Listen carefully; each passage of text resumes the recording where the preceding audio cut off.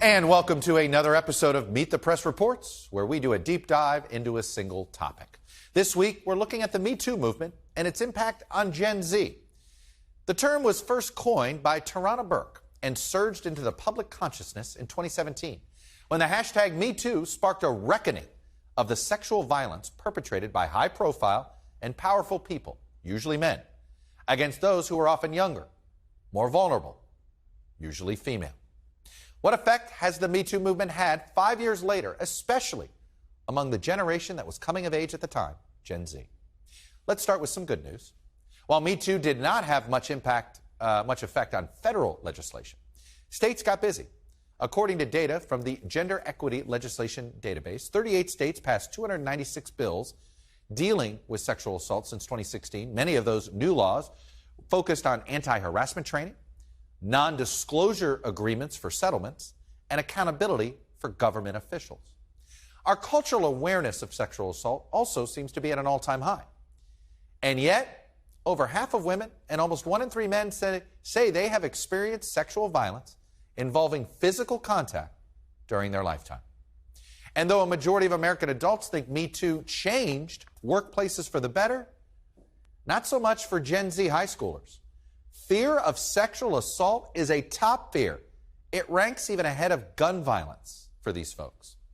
In a moment, my interview with Anita Hill, whose claims decades ago of sexual harassment by Clarence Thomas were largely dismissed by the public.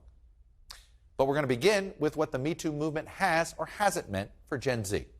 Here's NBC News correspondent Savannah Sellers.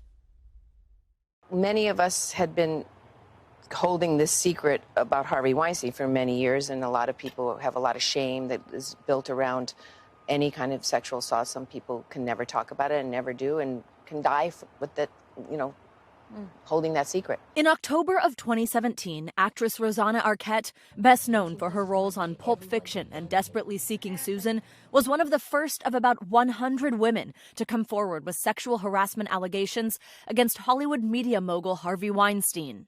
So when you just think about the fact that it's been 5 years since the start of the Me Too movement, what's just your first reaction to that, 5 years passing? Galvanized the movement amongst globally around the world for women and all survivors. I'm proud of it. Look where we are now. So much work to do, but it was a really important time in our world. It was a seminal moment in contemporary history. Days after Arquette made her accusation, the hashtag MeToo took off on Twitter, and people around the world shared their own experiences of harassment and assault. It seemed to impact all industries, and it seemed to make real progress. According to a New York Times analysis in 2018, the MeToo movement brought down 201 powerful men, and nearly half of their replacements were women. The younger generation, you are much wiser. You have a lot more than what we had now, the tools to take it to the next level, and please do. So we wanted to know, 5 years in, what impact did this huge cultural moment and movement have on the generation to follow in its wake? We talked to students from coast to coast, and it turns out, for Gen Z, Me Too is kind of a so what. Do you think the Me Too movement did something substantial? It's like we only heard about Me Too when celebrities were involved. These young women at Coastal Carolina University say, in many ways, things haven't really changed. It was never Me Too when, something happened on a college campus. It wasn't Me Too when someone just went to work at a regular corporate office. It's not Me Too when maybe it's a black man saying that he was assaulted. When domestic violence and sexual assault and different crimes happen on college campuses, I think they are lessened in a way. I think that you're told you shouldn't go out, with your girls, or you shouldn't dress like this. But then something happens, and you can't say Me Too, because nobody's going to listen. So to you, it really didn't have much impact on your life? Absolutely not. It couldn't have. If it did, wow, okay, someone doing something for black women, that's even hard to believe there. That's shocking. I would be jumping for joy if Me Too would have done anything. And these young women aren't alone. Raise your hand if you're concerned about sexual assault. Every single woman and several men are concerned about sexual assault. John Della Volpe is the director of polling at Harvard's Institute of Politics. He gathered a group of Gen Zers to ask about movements that have impacted them. Me Too didn't come up until he asked. Feels like forever ago. I was, I think, a freshman in high school when that took off, all of the allegations. I mean, I honestly forgot that it feels like forever ago. And it's more than just the Me Too reckoning. When it comes to feminism, attendees mostly rejected the label. What does it mean to be a feminist today? That's a really good question. I think there's a certain stigma that goes along with being a feminist, at least in my mind. Yeah, well, let's hear it. Almost this extremist view. I think that a lot of labels are viewed as something that's very extremist. Now, it's not just this apathy to the movement that exists. There's a much darker side that's developed over the last 5 years, especially with Gen Z males. A total rebellion to any feminist notion whatsoever, and a blossoming of misogynistic content with billions of views. There are plenty of people who prey, I think, on these specifically young men, trying to lure them in to a community where they can feel better, they can feel some strength, and then that strength turns into a community which has a very different view, I think, of what's right and what's wrong. They talk very openly about their views of women and the rules around rape. It's okay to rape women of a particular race as long as they're within our race rather than other women. You heard that right. Content that normalizes rape. It's a rabbit hole that's easier to slide down than you'd think. Made up of groups you may have never heard of, but millions of viewers are succumbing to their influence. Groups like MRA, or men's rights activists, that focus on what they see as discrimination against men, but critics see it as a gateway to darker misogynistic behavior. Or the pickup artists. They insult women to undermine their confidence. And there are the incels, involuntary celibates, united in their rejection by women, and then their subsequent rage. You guys ever heard of Cap before? And with this generation, one name in particular comes up a lot. This guy called Andrew Tate. Andrew Tate. Andrew Tate. Andrew Tate's made big headlines lately. You're a normal man with a normal job. You don't really exist in the online world, and a lot of men feel lost and lonely because of that. He's a 35-year-old internet celebrity and known as the king of toxic masculinity. He's become so notorious that he's been banned from Meta platforms and TikTok. In an interview in January, he said misogyny is just realism. If you're a realist, then to some degree you're going to be a sexist.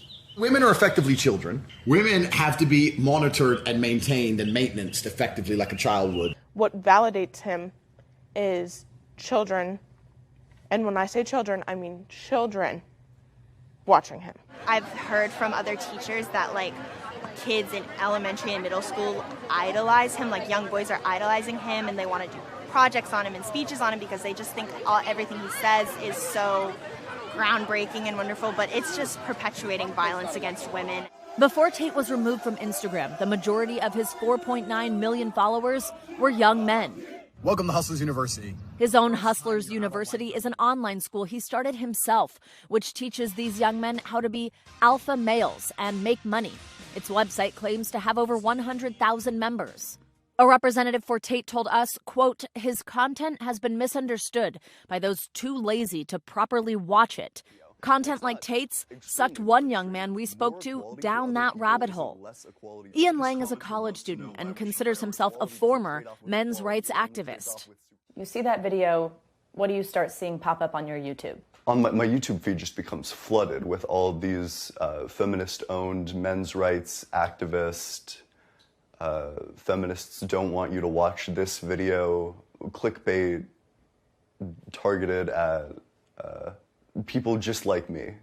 And what did you think when you start noticing this is what you're being served up, video after video on YouTube? When you're a 14-year-old who's just looking for something to watch, I don't think you think about a whole lot. I don't think it really comes through your head. What do you think that says about 14-year-old young men who are just on a continual loop for whatever YouTube suggests, or TikTok for that matter? I think the algorithm is really stacked against them on that one. I think after you watch a video or two, I think it's hard to not go deeper because it's really easy to keep on going. If you hadn't then served a video like that based on what you had been watching prior, would you ever have sought out content about men's rights activism? I don't think so. If there's not an outside factor, if there's not someone who can come in and help pull them out, they will not get out. And Lang hopes to be that outside factor. More equality for other people isn't less equality for you.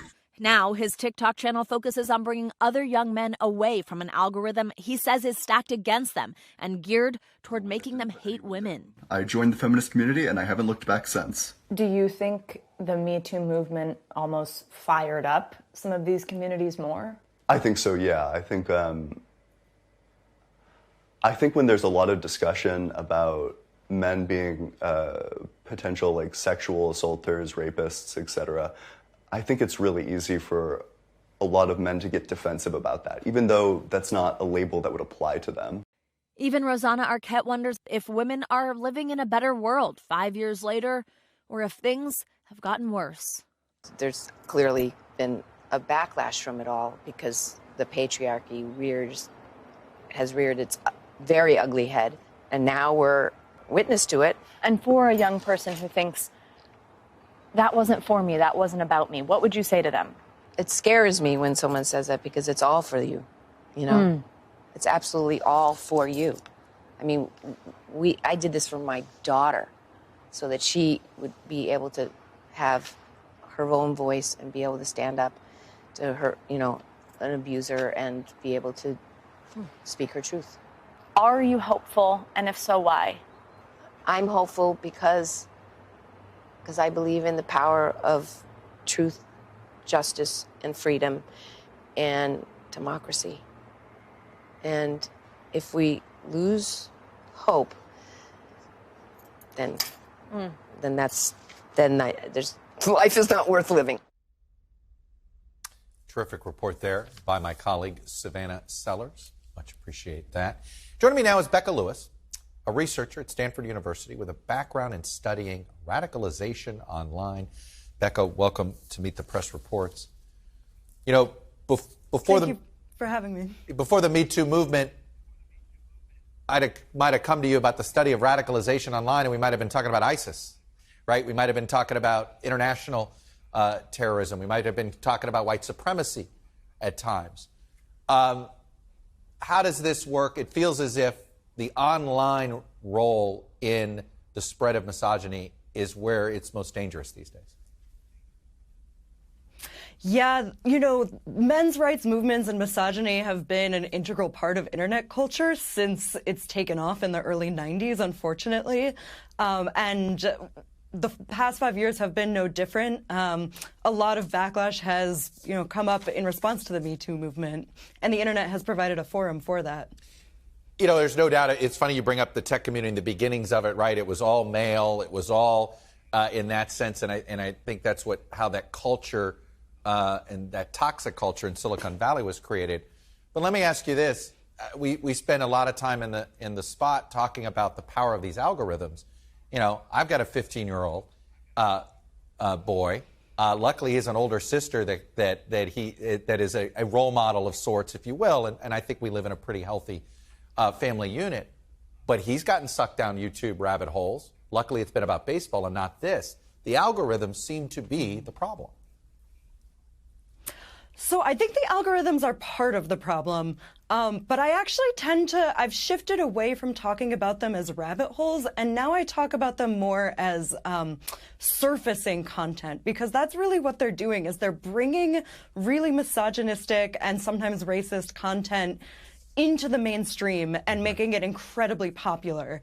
So there's that aspect of it, but I also think that what the algorithms are part of is this larger ecosystem on places like YouTube, where you get celebrities and people responding really powerfully to the emotional tug of celebrity presence, and also this sense that they can be part of community. So I think sometimes it's easy to get focused on the technical aspect, the algorithm, right, and actually it's a much more base response that people are having. Well, you know, it's interesting though that the in-person workplace experience, I think, has gotten better because nobody wants to look bad, if you will. Nobody wants to lose their job. How do we create an incentive structure so that there is embarrassment, if you will? There is shunning. There is community sort of, you've been ostracized if you behave or talk this way online.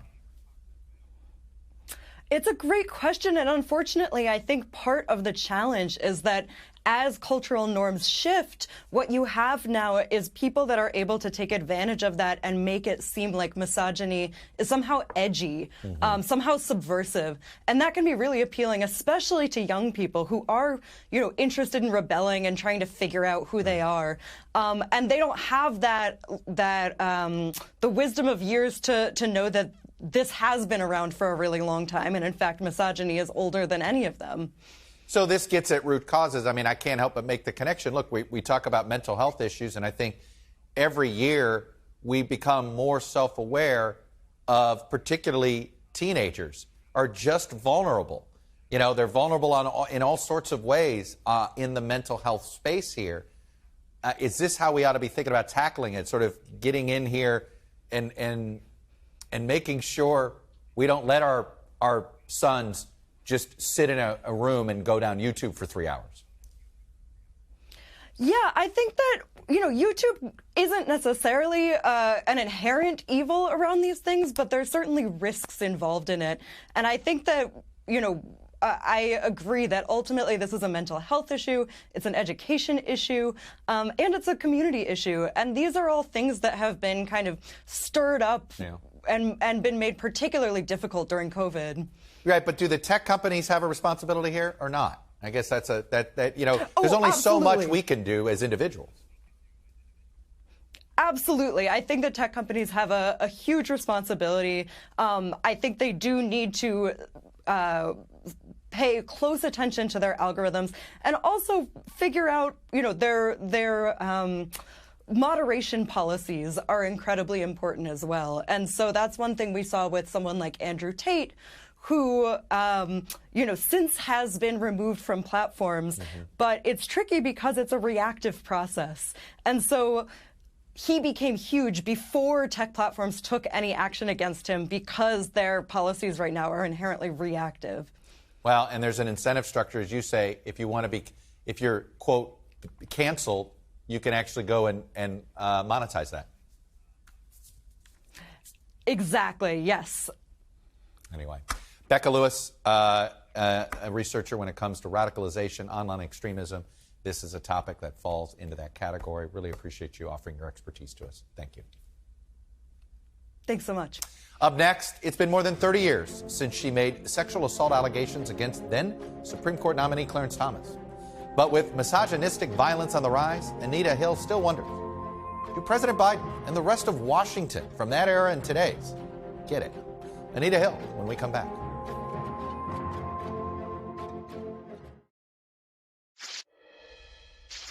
Welcome back. 31 years ago this month, Anita Hill faced a Senate panel made up almost entirely of white men to allege that then Supreme Court nominee Clarence Thomas sexually harassed her in the workplace.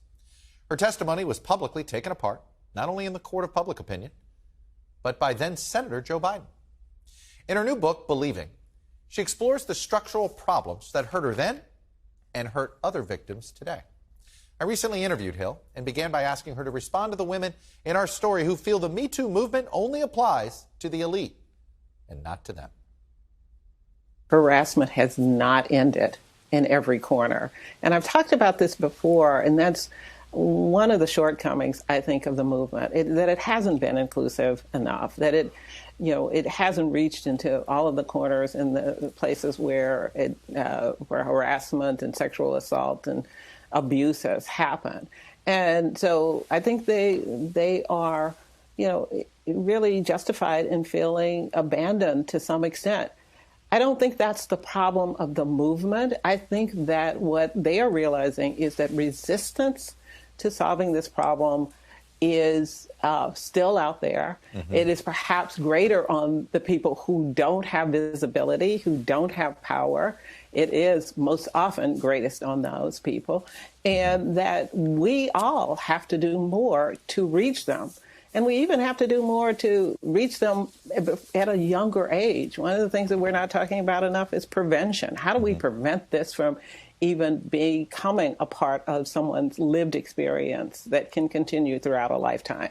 Look, this has to begin in adolescence, right? It begins with how we raise our boys and how we raise our girls, does it not? Well, it absolutely. The behavior begins in adolescence. I mean, in any, and I talk about this in my book, which really takes us through a lifetime experience of this issue. And what we find is that it happens in elementary schools. It happens, about a third of the students in middle schools. And so the problem builds and builds.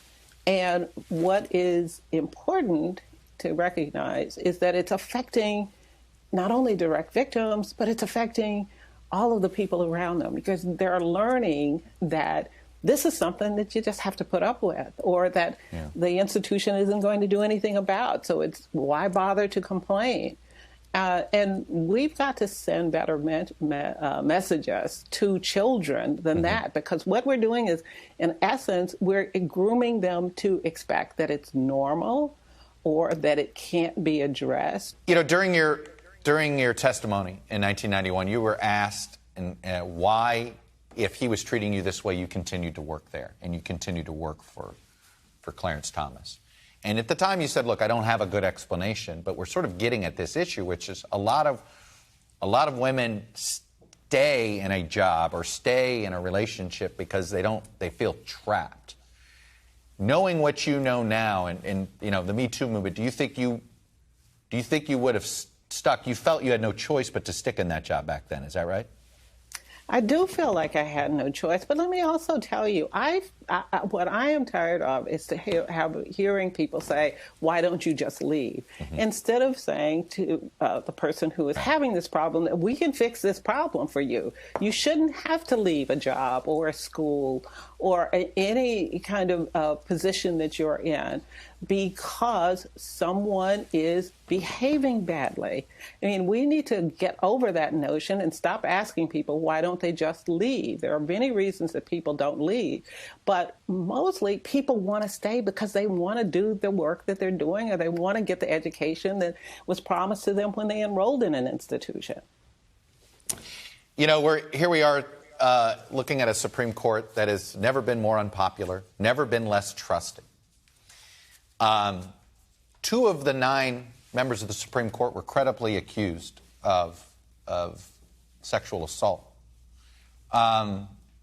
It's hard not to say that doesn't seem to contribute to the credibility of the court. I'm sure it does. I mean, and I've heard it more and more. And I think in particular, people don't feel that they can trust this court, given the 2 justices that we're referring to, Justice Thomas and Kavanaugh, that we can trust these individuals to make unbiased decisions about what should happen when someone comes forward with a claim of sexual assault, sexual harassment, or other workplace violations. I mean, that really is just a sort of tip of the iceberg.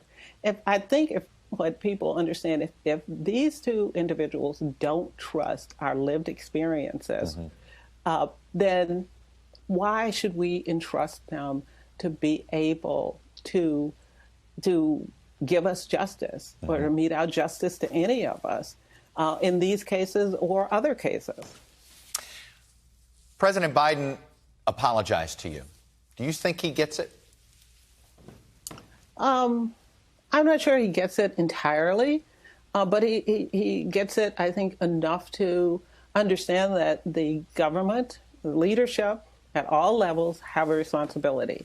He must know about the horrible rates of harassment and abuse that are coming out of our military and the incidents. He cannot be oblivious to that. He can't be oblivious to even the numbers that are coming out of our federal positions in government offices. So it is clear that we're not just talking about the Supreme Court being compromised. We're talking about our national offices, our judiciary system has incidents of harassment and abuse. We're talking about our government offices. We're talking about our military. And he must know of all of these things.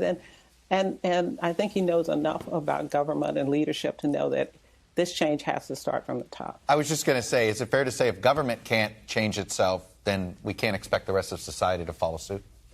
There is no better model for us at this point than would be to see government really take a strong position on this and to begin to own it and take accountability for their role in changing it, not only in government, but throughout our systems, whether you're talking about our workplace systems or our educational systems or even our religious systems. I mean, look at how widespread this problem is. We're talking about a systemic problem on a societal level, and who better to get out in front and really lead on this than someone who has, the attention of the world. Right. Anita Hill, professor from Brandeis University, among other things.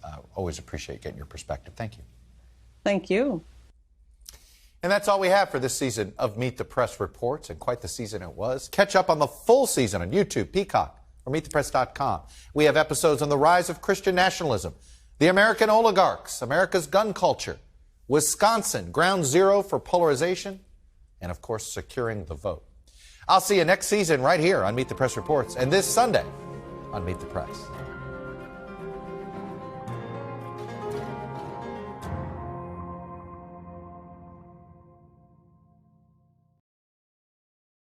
Thanks for watching our YouTube channel. Follow today's top stories and breaking news by downloading the NBC News app.